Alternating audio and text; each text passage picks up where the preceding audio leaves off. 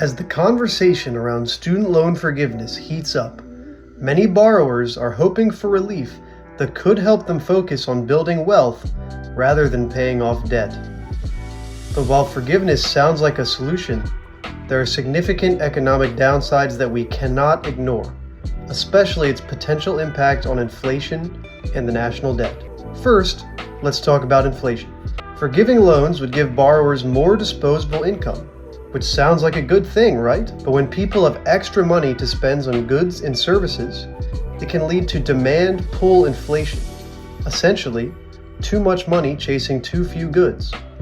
This could drive up prices in sectors like housing and healthcare, where costs are already rising, affecting everyone, not just those whose loans were forgiven.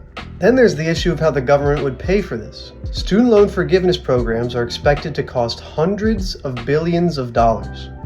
If the government finances this by borrowing more money, it adds to the already massive national debt, now over $33 trillion.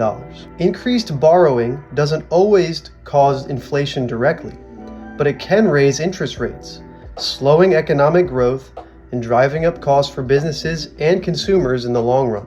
Finally, let's consider who actually pays for the relief. While loan forgiveness helps borrowers, the cost ultimately falls on taxpayers.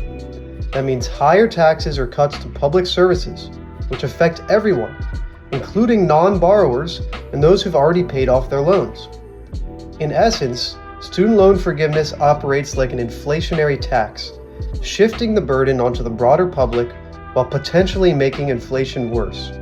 So before we rush into large-scale forgiveness, it's crucial to weigh the broader economic consequences.